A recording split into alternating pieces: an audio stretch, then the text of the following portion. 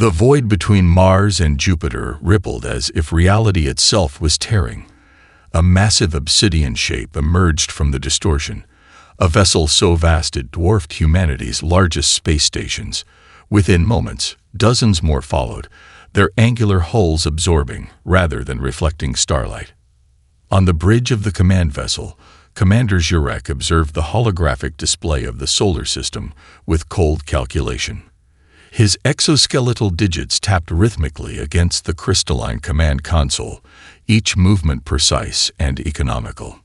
"Initial scans complete, Commander," reported the science officer, her mandibles clicking softly. "Third planet shows unusual mineral concentrations, rare earth elements, uranium, thorium, all in accessible quantities that exceed projections by 47%. Jurek's compound eyes shifted, focusing on the blue-green world. Life signs. Abundant. Primarily carbon-based. Dominant species appears to be bipedal mammals with rudimentary technology.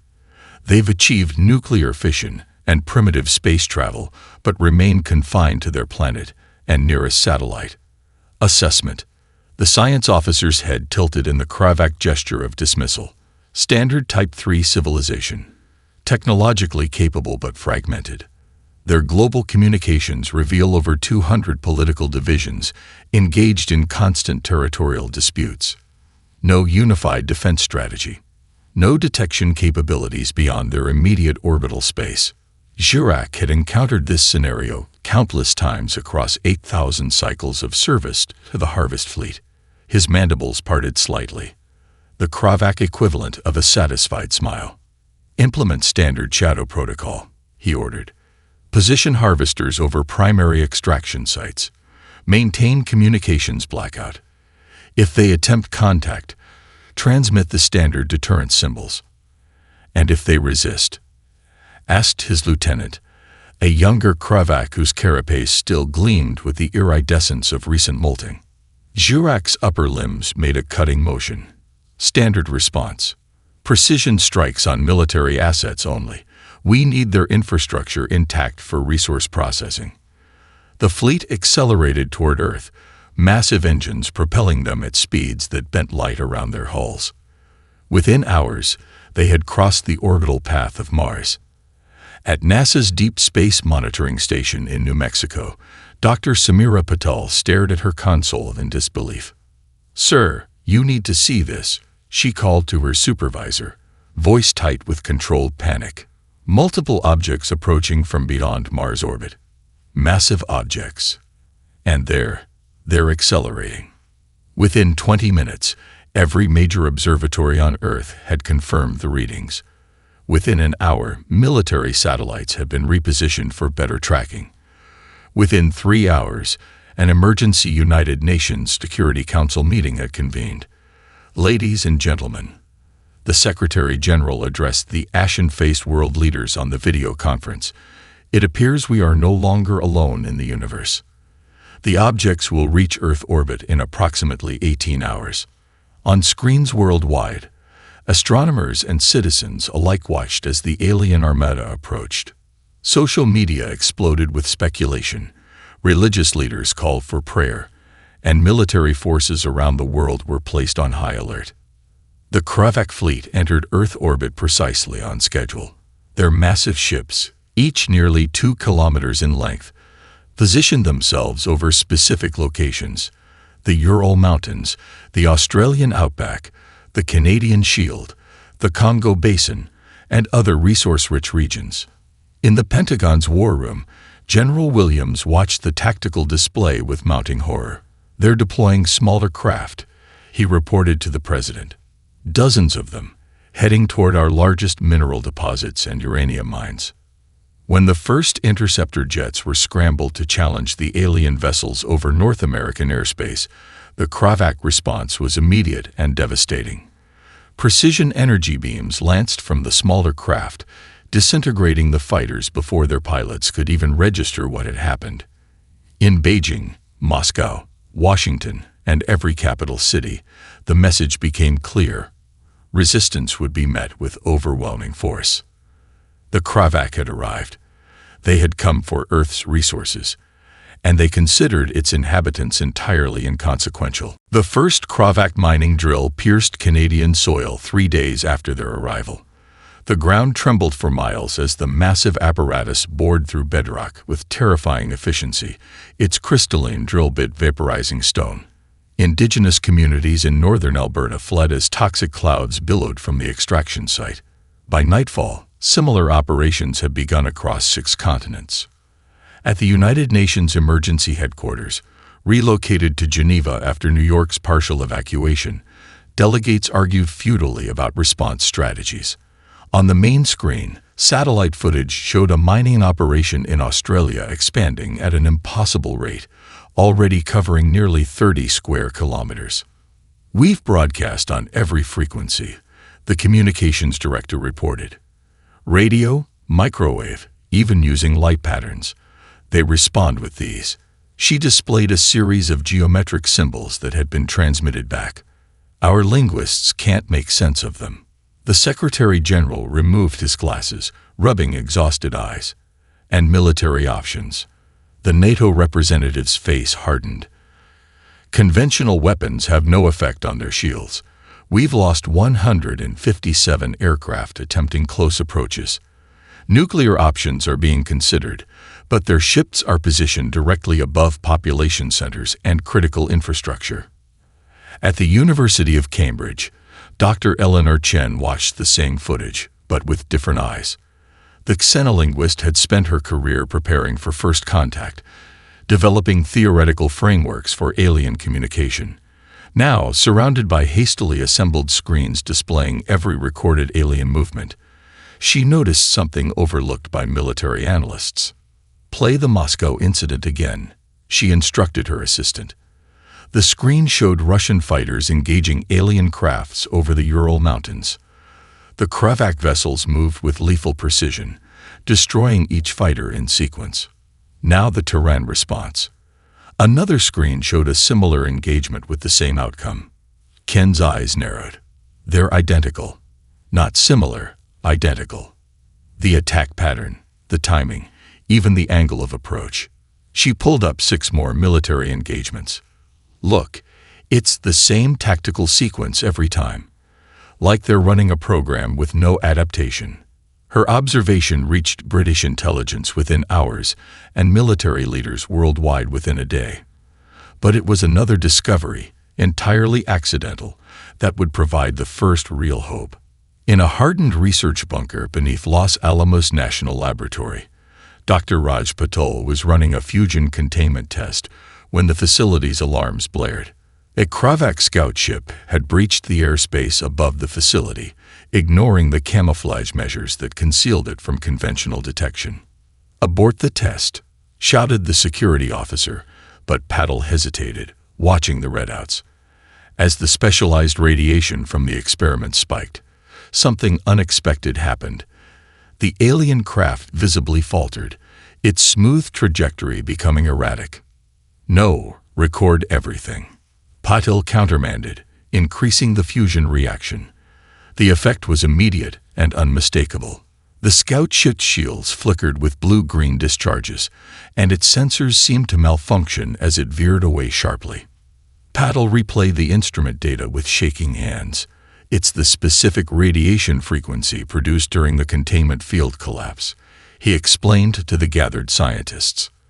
"Their technology has a vulnerability, some kind of resonance effect that disrupts their shield harmonics." Within 48 hours, the Los Alamos discovery had been verified against captured footage of alien technology. A classified briefing connected key scientists worldwide, including Dr. Chen. "The radiation signature is reproducible," confirmed the Japanese physicist on the secure video conference. "We can modify existing nuclear reactors to emit this specific frequency without triggering a meltdown. And I've identified 27 distinct algorithmic patterns in their attack formations," added Chen. "They're coldly efficient but utterly predictable. No improvisation, no adaptation to changing conditions." For the first time since the invasion began, a strategy was forming. Humanity might be outmatched technologically, but in the realm of adaptation, evolution's most powerful force, The invaders appeared critically lacking. As the conference concluded, the Chinese general spoke what everyone was thinking. They believe us primitive and defeated. Their arrogance will be their undoing. Dr. Chen nodded, her expression grim but determined. They came expecting an easy conquest of inferiors. We need to show them that on Earth, adaptation isn't just a biological principle. It's our greatest weapon. Across the globe, nuclear facilities began quiet modifications, while military strategists incorporated Chen's predictive models into defense plans. The Kravac continued their methodical resource extraction, oblivious to the resistance organizing beneath their very ships. The hunt had become the hunted. They just didn't know it yet. The Grand Mesa mining operation represented the pinnacle of Kravac engineering, a kilometer-wide extraction site where automated harvesters stripped the Colorado landscape with ruthless efficiency. From his command shuttle hovering above the excavation, Commander Jurek observed with cold satisfaction. In just 2 Earth weeks, they had extracted enough rare Earth elements to fill 3 transport vessels bound for the homeworld. Efficiency ratings exceed projections by 12%, reported his aide, manipulating holographic data streams with practiced movements of his upper appendages. This world's mineral density surpasses any harvested in the last 600 cycles. Jurek's compound eyes gleamed. The genetic restoration program will finally have the materials it requires. Continue acceleration of the... A blinding flash from orbit interrupted him. His shuttle sensors wailed as radiation alarms activated. Below, 3 massive harvester drones suddenly lurched from their precise paths. Their control systems scrambled. Before override commands could be transmitted, the machines collided in a spectacular cascade of explosions. What happened? Jurek demanded, mandibles clicking rapidly in agitation. The science officer studied her console with increasing alarm. Unknown radiation burst from a modified orbital satellite. The frequency is troubling. It appears to create a resonance effect in our shield harmonics. Before Jurek could process this information, his communications officer cut in. Commander, we're receiving simultaneous reports of attacks on 5 other extraction sites. Kazakhstan, Brazil, Congo, Australia, and Siberia. Impossible, Jurek hissed. These primitives lack the coordination and technology for synchronized strikes. The tactical display told a different story. In the Amazon basin, indigenous fighters using intimate knowledge of the terrain had ambushed predictable drone patrols with primitive but effective weapons. In Kazakhstan, engineers had reconfigured a nuclear plant to emit disruptive radiation, creating a no-go zone for Kravac technology. Each attack exploited the same methodical patterns the aliens had used since their arrival. At her mobile command center, a retrofitted mining truck deep in the Australian outback, Dr. Eleanor Chen coordinated the global response. Surrounded by screens showing real-time data from resistance cells worldwide, she implemented what military strategists now called asymmetric adaptation. Their technology is superior, but their tactics are rigid. She explained to field commanders via encrypted channels. Every 48 hours, their harvester drones follow identical patrol routes. Their communication bursts occur on precise 6-hour intervals. We've mapped 23 distinct operational algorithms they rotate through, like running the same computer programs over and over. A grizzled Australian general nodded on screen. And they haven't changed these patterns despite our attacks. That's what's fascinating, Chen replied, pulling up comparison charts. Minor tactical adjustments only, following predetermined contingency protocols. It's as if innovation itself is foreign to them. The modified nuclear plants were humanity's most effective countermeasure. By tuning reactor outputs to the specific radiation frequency discovered at Los Alamos, engineers created zones where Kravac technology malfunctioned. The aliens' response was telling. Rather than adapting their shields, they simply declared these areas temporarily inaccessible, rerouting around them in predictable patterns that resistance fighters quickly exploited. Aboard his command ship, Jurek received the efficiency reports with mounting rage. His clawed hand crushed the crystalline data tablet. Mining efficiency dropped 30% in 2 weeks. He snarled at his assembled officers. How is this possible? Their primitive weapons cannot penetrate our shields. His lieutenant cautiously raised an appendage. Perhaps we should adjust our extraction protocols. These humans are showing unexpected. Jurek's cutting limb flashed out, severing the lieutenant's speaking appendage. Green ichor splattered across the command deck as the officer collapsed. We have harvested 1,000 worlds with these methods, Jurek hissed to the stunned command crew. The Kravak do not change for lesser beings. Double the harvester production. Deploy additional security drones. Increase the extraction tempo. But as night fell over the ruined Colorado landscape, the unusual flicker of modified nuclear plants activating across the globe suggested the lesser beings had other plans. In her command center, Dr. Chen studied thermal imaging of the Kravak command ship. Despite the day's victories, her expression remained grave. They're escalating production rather than adapting their approach, she told her team. They'll strip the planet twice as fast now. A young engineer looked up from his station. Isn't that good? Their stubbornness makes them predictable. Chen shook her head. It also makes them dangerous. They've never faced a species that forced them to change. They don't know how. She studied the massive alien ships silhouetted against the night sky, and creatures that can't adapt when threatened don't negotiate or retreat. What do? Asked the engineer. Chen's eyes hardened. They lash out with everything they have. Aboard the Kravak mothership, the War Council chamber pulsed with ominous crimson light. Holographic displays showed worldwide disruptions to mining operations, each blinking point representing a significant setback. Senior commanders hissed and clicked in agitated debate, their chitinous armor scraping as appendages gestured emphatically. These humans, growled Fleet Tactician Kerval, his voice translator rendering clicks into guttural speech, captured 3 of our harvester drones last week.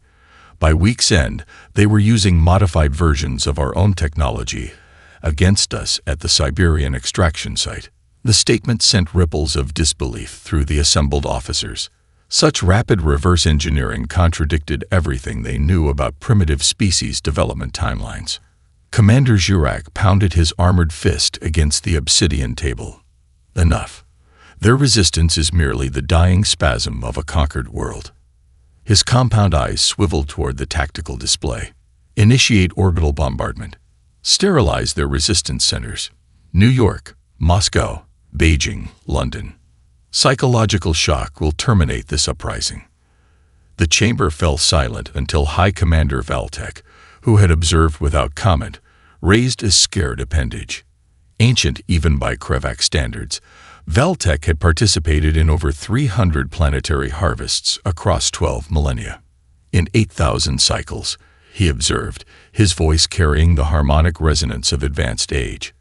We have never encountered a species that adapted so quickly to our presence. He manipulated the display to show surveillance footage of humans repurposing alien technology. Observe how they modify our designs without understanding our science. Their biological evolution is unremarkable, but their cultural evolution. He trailed off, mandibles twitching thoughtfully. Perhaps sterilization is premature. Jurek's posture conveyed barely suppressed rage. You suggest we tolerate resistance. The harvest protocol has never required adjustment. Valtek's compound eyes fixed on Jurek. The protocol was established when the Kravak faced no equals. Perhaps that time has passed. Beneath the Australian outback, Dr. Chen led a team of special forces through the maintenance tunnels of a downed Kravak scout ship. The vessel had crashed during the coordinated radiation attacks, its systems disabled but largely intact. Wearing protective suits against potential alien biohazards, the team moved with practiced precision through the eerie blue-lit corridors.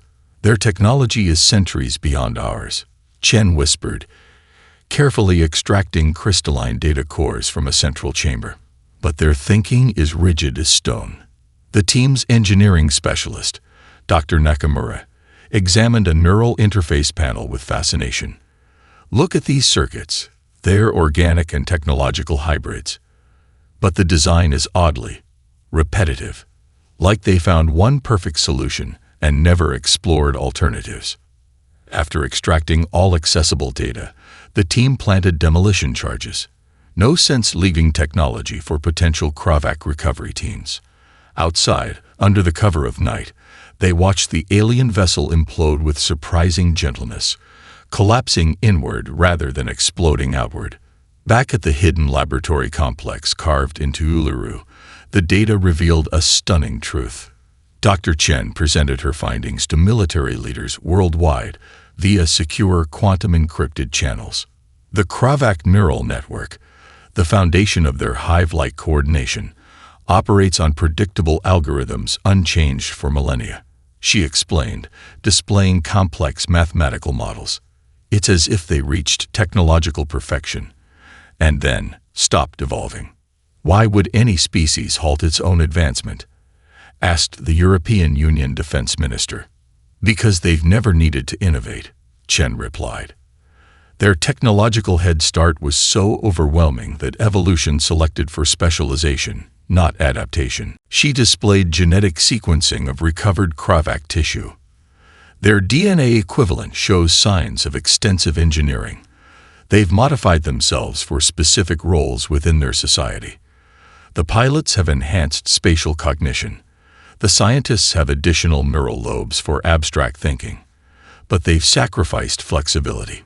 She held up a small device cobbled together from alien tech and Earth electronics. This is a prototype neural disruptor based on their own communication technology.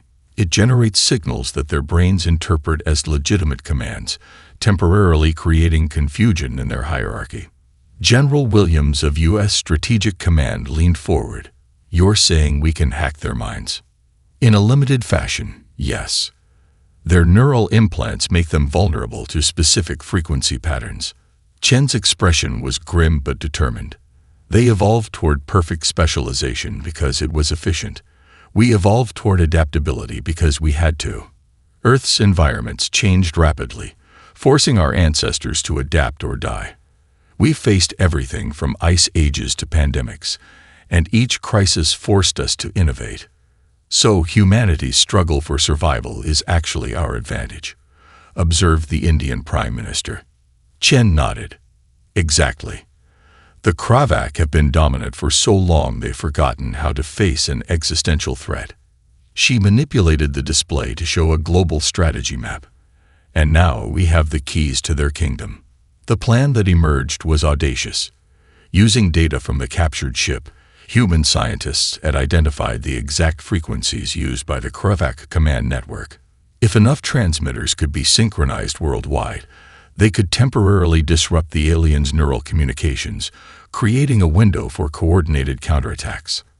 As the briefing concluded, the Chinese general posed the question on everyone's mind. Even with this technology, we remain outgunned. What makes you think this will be enough? Chen's answer was simple and profound. Because they expect us to either surrender or fight like them.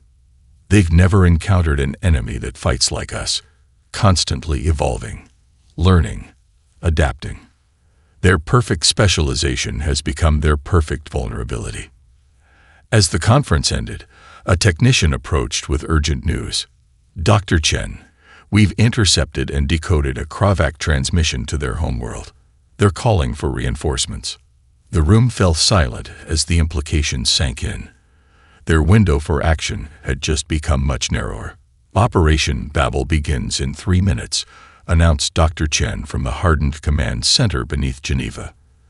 The facility, originally built as a CERN auxiliary site, had been hastily repurposed as humanity's strategic headquarters. Around her, representatives from 12 nations monitored global preparations with tense focus.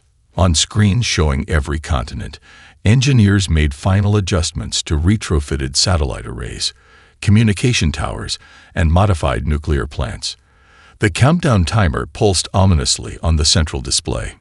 Neural disruptors at 98% synchronization, reported the technical chief.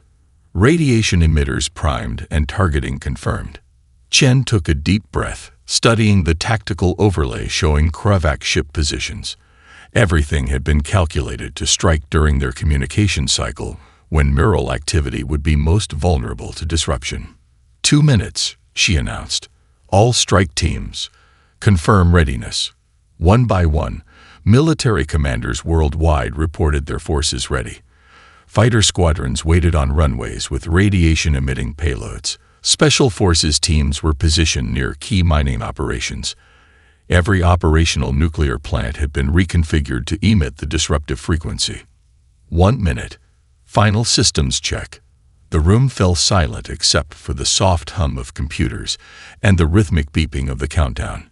Chen's mind flashed to the millions of lives already lost, the city's damage, the landscapes forever altered by Kravac mining operations. This would be humanity's only chance at a coordinated global counterattack before reinforcements arrived. 30 seconds. All systems locked. Point of no return. The Swiss general beside her spoke softly. If this fails. Chen nodded grimly. Then we fight them one day at a time until the end. 5 seconds. 4, 3, 2, 1. Initiate. The neural disruption signal, designed to mimic and corrupt the Kravac command frequencies, pulsed outward from hundreds of transmission points simultaneously. The effect was immediate and visible. On orbital monitors, Kravac ships suddenly lurched and drifted. Several smaller vessels collided, their navigation systems thrown into chaos. Phase 1 successful, reported the communications officer, unable to keep excitement from her voice. Widespread disruption confirmed. Launch Phase 2 immediately, ordered Chen.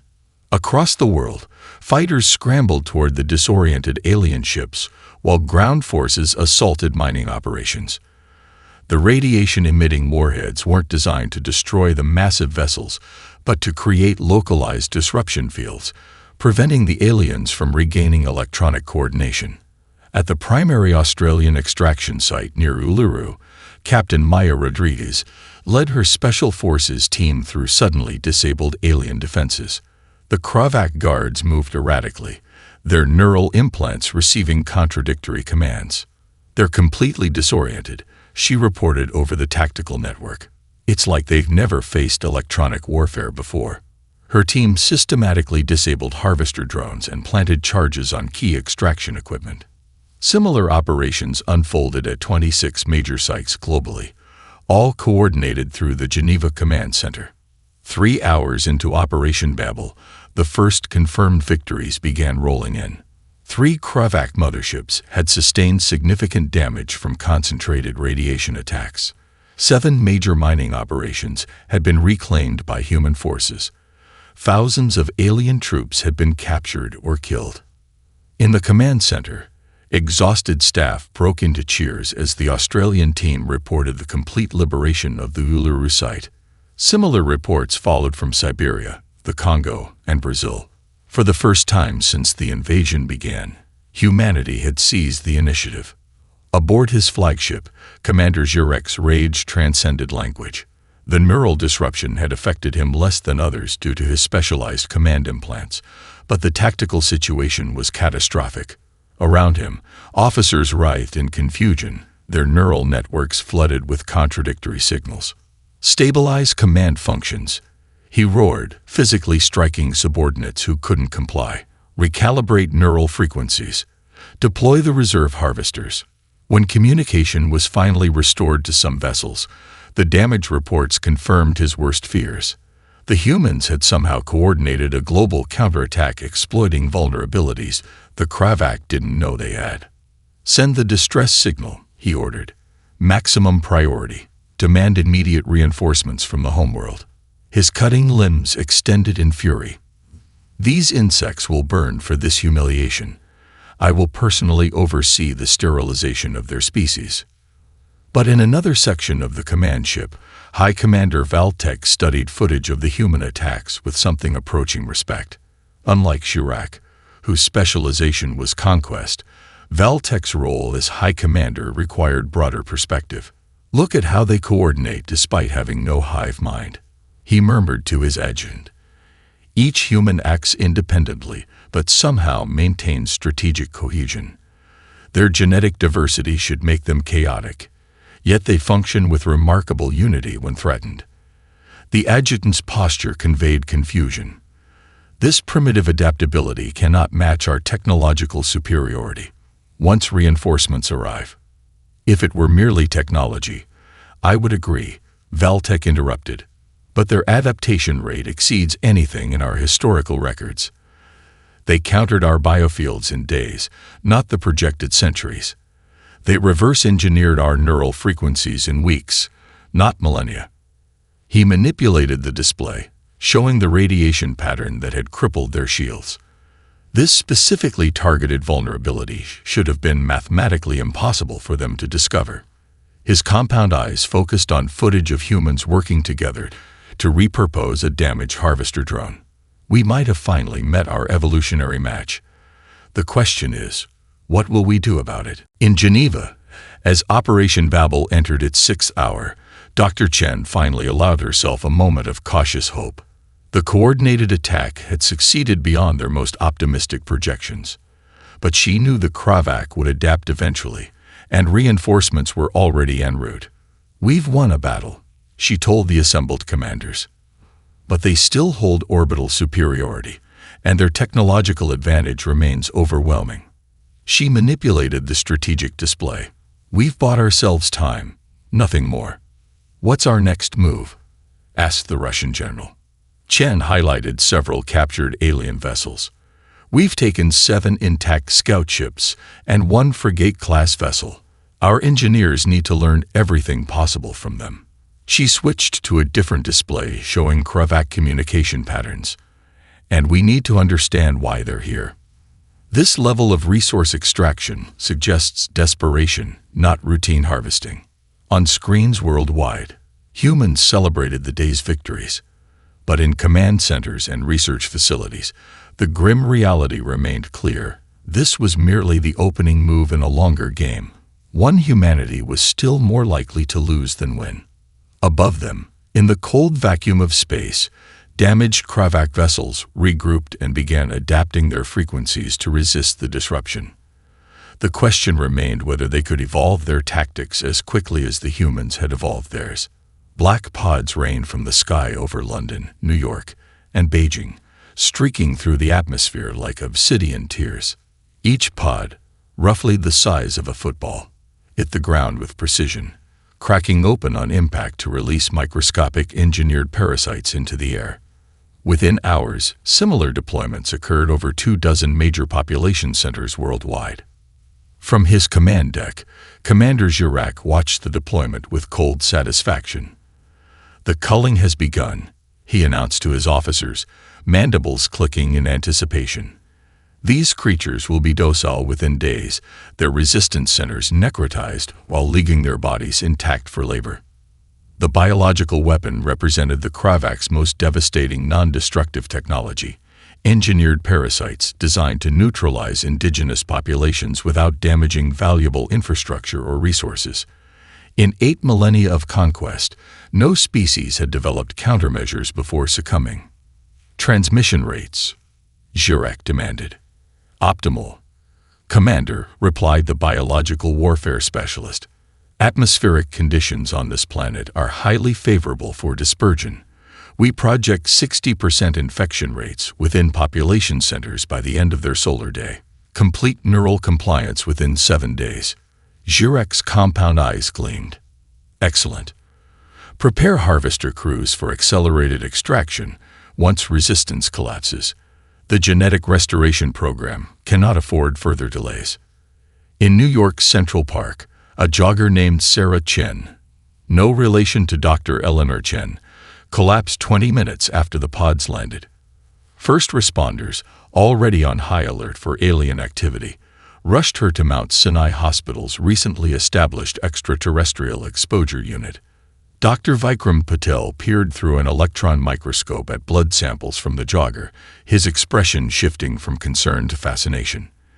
"These parasites are attempting to attach to her central nervous system through the bloodstream," he reported to the CDC's emergency response team via secure video link. But look, her immune response is extraordinary. The microscope feed showed human white blood cells aggressively surrounding and neutralizing the alien organisms. The parasites, clearly engineered for neurological control, were being systematically destroyed before they could reach the brain. We're seeing similar reports worldwide, confirmed Dr. Amara Okafor at the CDC headquarters. The parasites are sophisticated, but our immune systems are recognizing them as invasive and responding vigorously. She manipulated her display to show global infection data. It appears human immune response is far more aggressive than the Kravac anticipated. Within hours, the pattern was clear. While the parasites caused severe flu-like symptoms in most victims, the human immune system was naturally capable of neutralizing the alien biological agent before permanent neural damage occurred. Our immune systems evolved fighting everything from bubonic plague to modern superbugs, Dr. Okafor explained during an emergency WHO briefing. We're the pathogenic equivalent of battle-hardened veterans. Our bodies have been at war with microorganisms for our entire evolutionary history. In secret facilities worldwide, scientists rapidly developed aerosol countermeasures, treatments that accelerated the body's natural immune response to the parasites. Within days, as Jirac waited for reports of human neural compliance, he instead received news of yet another failure. At the Geneva Command Center, Dr. Eleanor Chen worked feverishly to decrypt the massive volume of intercepted Kravac communications captured during Operation Babel. The neural disruption had not only disabled their tactical coordination, but had briefly opened their secure channels to human monitoring. For 72 hours straight, she collaborated with linguists, cryptographers, and xenobiologists to decode the alien language. When she finally broke through the encryption, her face paled at the revelation. This isn't just about resources, she told assembled world leaders, displaying genetic charts of the alien species. The Kravac are dying out. She manipulated the display to show complex genetic markers. Look at these patterns: severe bottlenecking, deteriorating fertility, immune collapse. They've engineered themselves into such specialized forms that they've lost genetic diversity. She played a translated message from the Kravac homeworld, the alien speech rendered in mechanical English. Extraction must be completed rapidly. Fertility rates have fallen to critical levels. Without Earth's specific rare minerals, the genetic restoration program cannot proceed. The room fell silent as the implications sank in. They're not just conquerors, whispered the UN Secretary General. They're desperate survivors on the brink of extinction. Chen nodded grimly. Their entire civilization is collapsing from within. Their genetic engineering created a perfectly specialized society, each case optimized for specific functions, but they sacrificed adaptability for efficiency.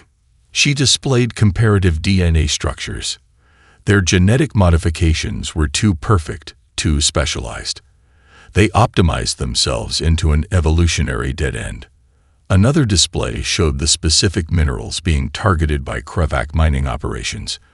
They need these particular rare earth elements for a genetic restoration program. They're desperate to reverse centuries of decline.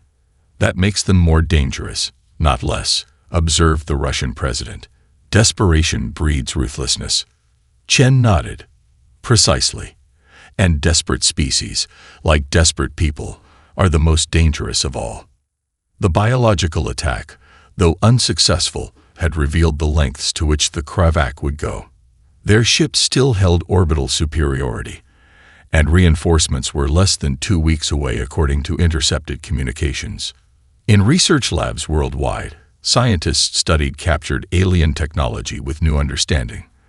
The Kravac weren't just invaders, they were fighting for their species' survival. But so was humanity, and only one could prevail. We should be dead already, mused Dr. Patel as he studied the neutralized parasites. Their biological weapons should have worked. Their technology should have crushed us. The fact that we're still fighting suggests they've never encountered a species like us before. Outside his laboratory window, military vehicles transported captured alien equipment to secure facilities. Above, damaged Kravak ships still loomed in the sky, wounded but far from defeated. The war had reached a turning point. The invaders now recognized humanity as a legitimate threat, and humanity understood the true nature of their enemy. The next move would determine which species had the right to survive. The war had reached stalemate. 3 weeks after the failed biological attack, Earth resembled a chessboard of contested territories. Humanity's adaptive tactics had blunted the Kravak advantage, but their superior technology kept them entrenched in key resource zones. Cities burned while both species bled. In her makeshift laboratory beneath the ruins of Sea Arnon, Dr. Chen hadn't slept for 72 hours. She was surrounded by salvaged alien communication devices and translation algorithms running on jury-rigged supercomputers. The air smelled of ozone and desperation. "There," she whispered hoarsely, making a final adjustment to the neural interface, a complete translation matrix. What she proposed next stunned the Emergency Security Council convened via quantum-encrypted channels. "We need to talk to them," she insisted, her exhausted face filling screens in bunkers worldwide. "Not surrender. Negotiate." The backlash was immediate and visceral. "They're butchers," shouted the Russian representative, his face flushed with anger. "They've killed millions, reduced Moscow to rubble." "Negotiation is capitulation," agreed the Chinese general. "Our momentum is building. 3 more mining sites liberated yesterday." Chen displayed the intercepted genetic data that had consumed her waking hours. The complex charts showed accelerating decline in Kravak reproductive viability. "They're dying, and they're terrified," she explained. "Fear makes monsters of us all. But look at this data. The minerals they're extracting could be provided using sustainable methods. Their strip mining approach is born of panic, not malice." The debate raged for hours. Military leaders pointed to mounting victories. Scientists countered with the reality that Kravak reinforcements would arrive within days. Finally, the UN Secretary-General made the call. "Attempt contact. 1 chance. If they refuse dialogue, we commit fully to resistance." Using a captured neural transmitter modified with human interfaces, Chen broadcast directly to the Kravak command network. "We know about your genetic crisis. We propose an alternative to mutual destruction." For 12 agonizing hours, there was no response. Then, coordinates appeared, a meeting location. The summit occurred on neutral ground, a platform suspended above Geneva's crater. Switzerland's neutrality had apparently transcended species. Commander Zurek, flanked by guards, towered over the human delegation. Standing nearly 3 meters tall, his chitinous armor gleamed in the morning sun, cutting limbs extended in barely restrained aggression. "You speak of collaboration," he hissed, the translator rendering his clicks and whistles into flat English. "Explain this concept." Dr. Chen activated a holographic display showing human genetic diversity charts alongside the deteriorating Kravak genome. "Your strip mining approach is inefficient and wasteful," she explained, highlighting comparative extraction models. "We can extract the minerals you need sustainably, preserving both our world and maximizing yield." She displayed another simulation. "More importantly, our genetic researchers believe your species' diversity collapse might be reversible with targeted therapies without consuming our planet." The alien commander's compound eyes flickered with an unreadable emotion. His mandibles clicked rapidly in what the translation software identified as confusion. Coexistence, resource, sharing? The concepts seemed linguistically difficult for him. In 8 millennia of expansion, no species has proposed this. His guards shifted uneasily, weapons ready. The moment balanced on a knife edge. "How do we know this isn't deception?" Zurek demanded. "Your species has shown remarkable capacity for adaptation, including adaptation toward effective warfare." Chen's response was simple. "Because if we wanted to destroy you, we wouldn't be talking now." She gestured toward the sky. "Your reinforcements are 3 days away. We've had 3 weeks to study your technology, your biology, your weaknesses. We've adapted faster than you anticipated. What happens when we have months? Years? For the first time, uncertainty flickered across the commander's alien features. The Kravak do not cooperate with lesser species, he stated, but the translated words lacked conviction. Then the Kravak will die, Chen replied evenly.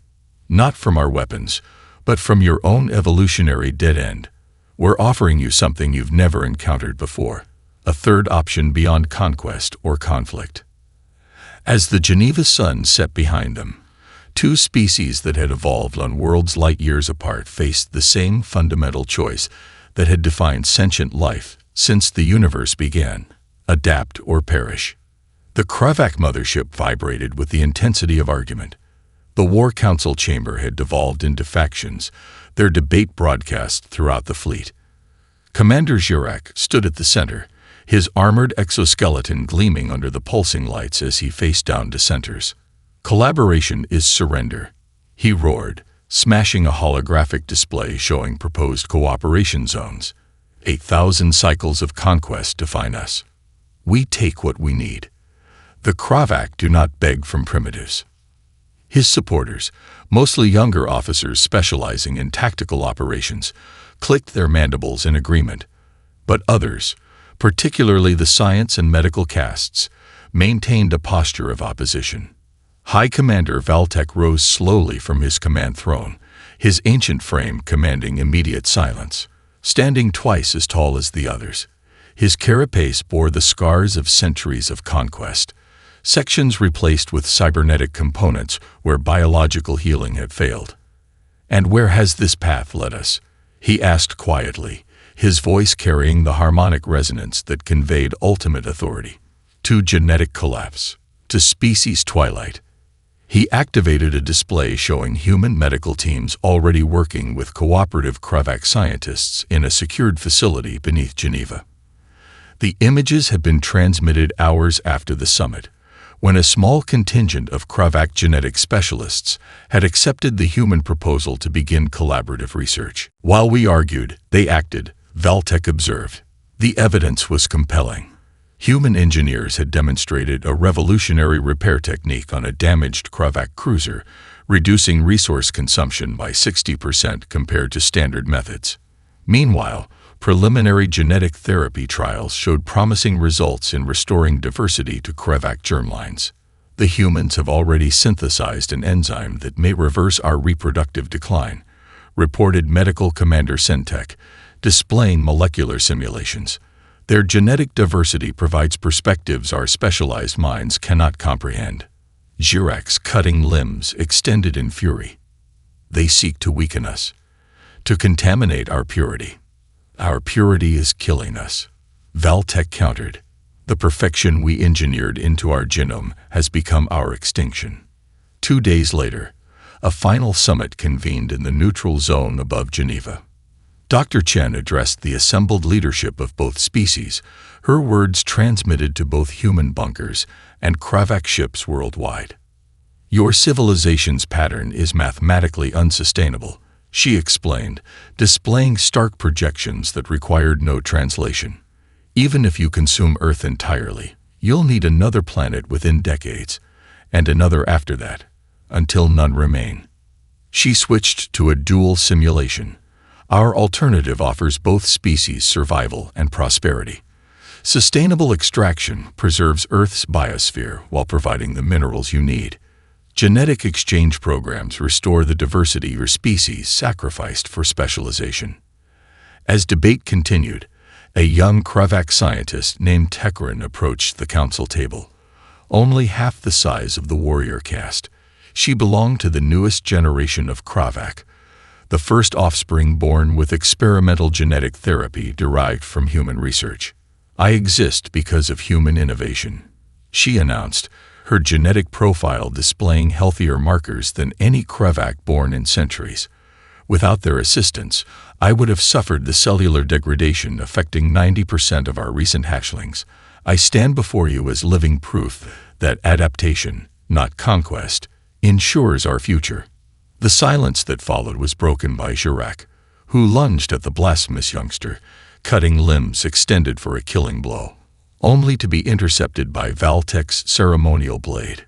Green blood spattered across the chamber as the commander's head separated from his thorax. "The time of the old way ends," the High Commander declared, green blood dripping from his weapon. "Today we face the hardest truth. The path that brought us to dominance now leads only to extinction." 1 week later, most of the Kravak fleet departed Earth orbit, not in retreat, but to spread word of the unprecedented alliance. A smaller contingent remained under Valtek's command, working alongside humans to establish sustainable mining operations and genetic research facilities. In the skies above the healing planet, Kravak and human ships patrolled together against the possibility of rogue elements from either species threatening the fragile peace. The price had been steep: millions dead, landscapes forever altered, cities reduced to rubble. But from catastrophe had emerged something unprecedented: two intelligent species recognizing that their differences provided the key to mutual survival. The Kravak brought technological advancement beyond human imagination.